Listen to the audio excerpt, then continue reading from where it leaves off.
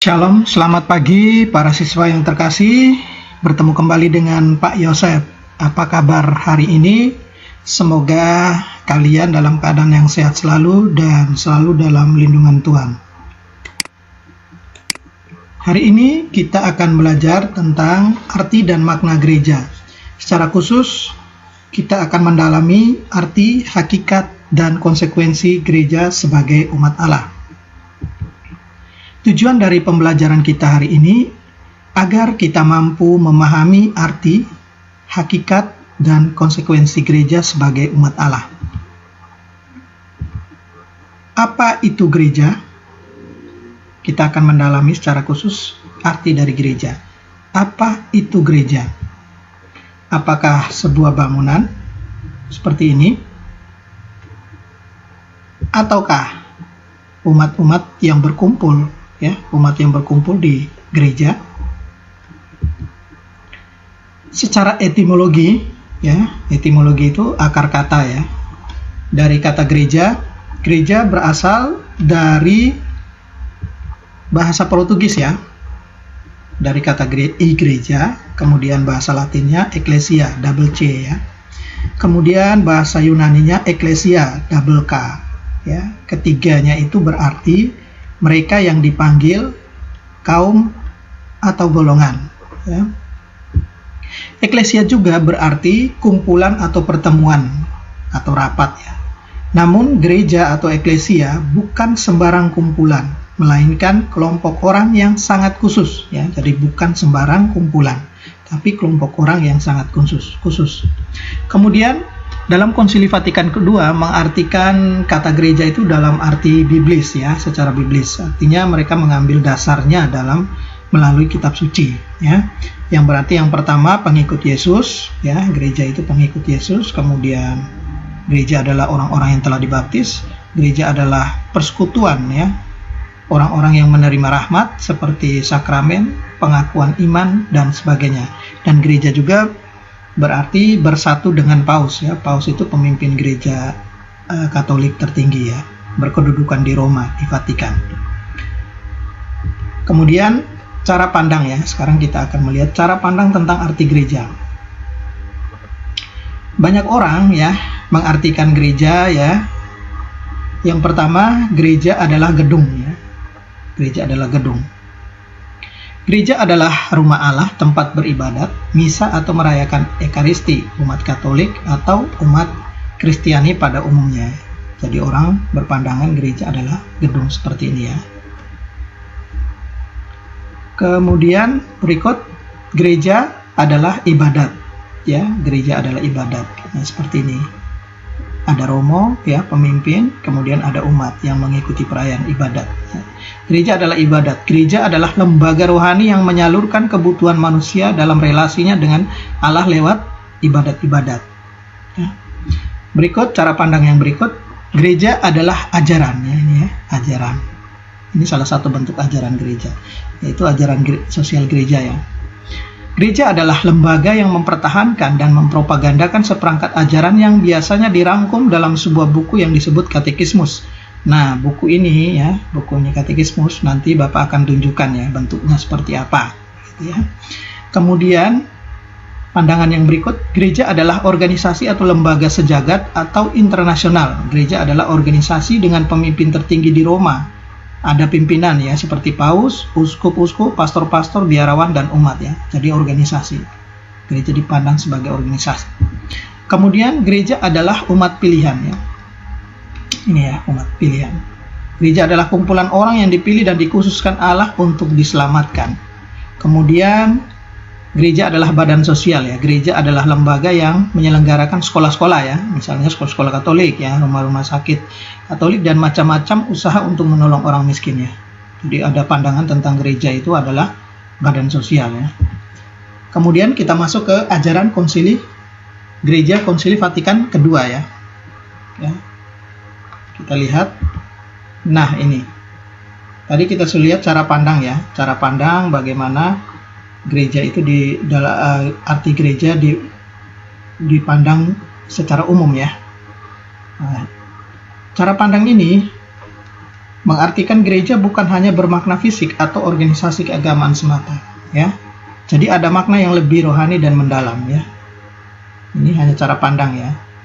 Cara pandang tadi ya menyebutkan bahwa gereja itu fisik dan organisasi keagamaan semata. Tapi ada makna yang lebih rohani dan mendalam. Nah, ini ya, gereja dalam arti rohani. Gereja dalam arti rohani dipahami sebagai persekutuan umat, ya. Persekutuan umat. Gereja dalam arti rohani, persekutuan umat, ya.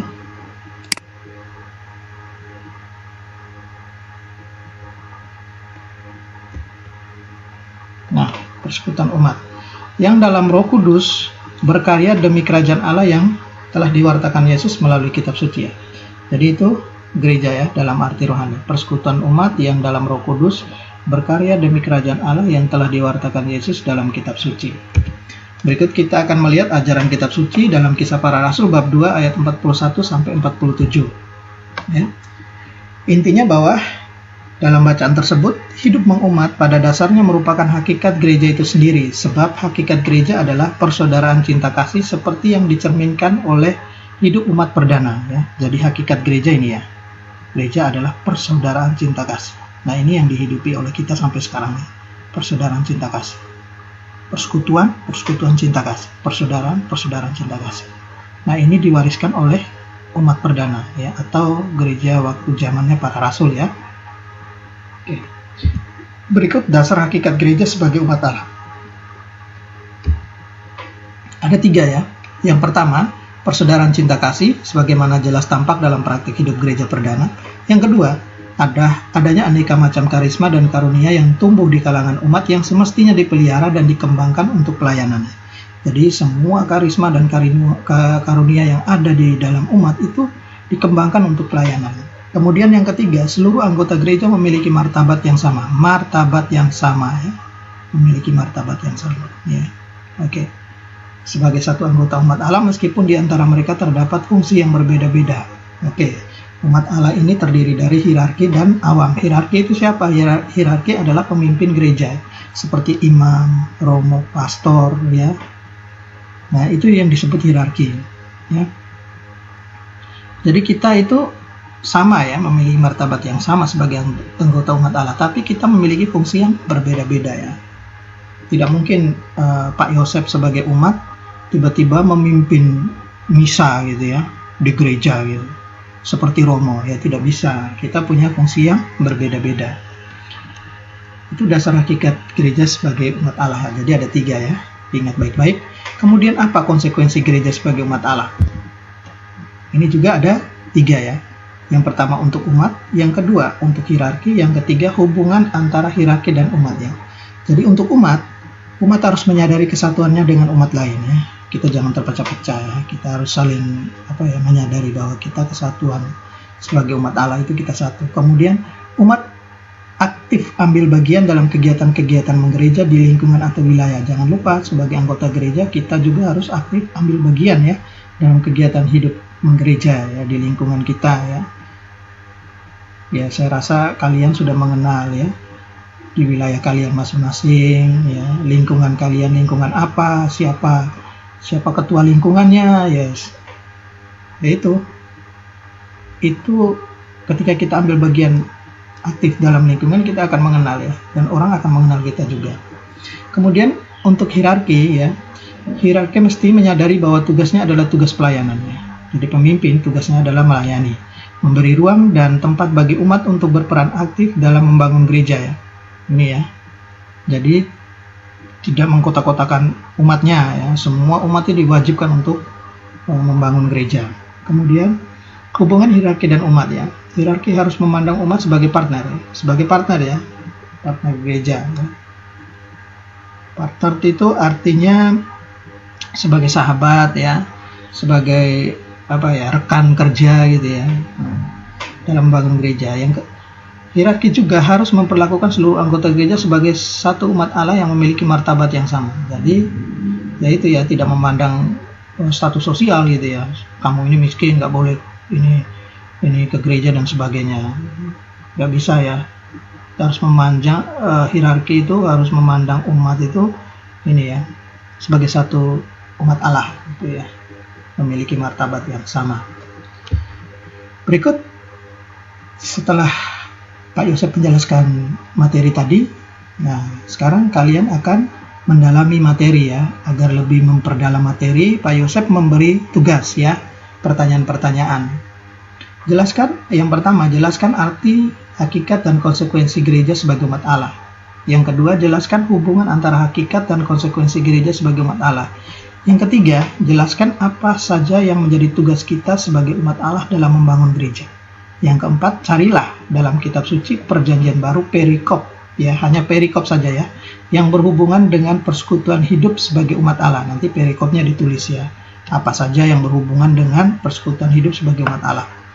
Kemudian yang kelima, buatlah rangkuman dari pembelajaran kita hari ini. Ya, jadi ada 5 ini ya. Semoga dengan tugas-tugas ini kalian dapat lebih mendalami ya materi-materi tentang arti, hakikat, dan konsekuensi gereja sebagai umat Allah. Oke, sampai di sini pertemuan kita hari ini. Terima kasih dan Tuhan memberkati.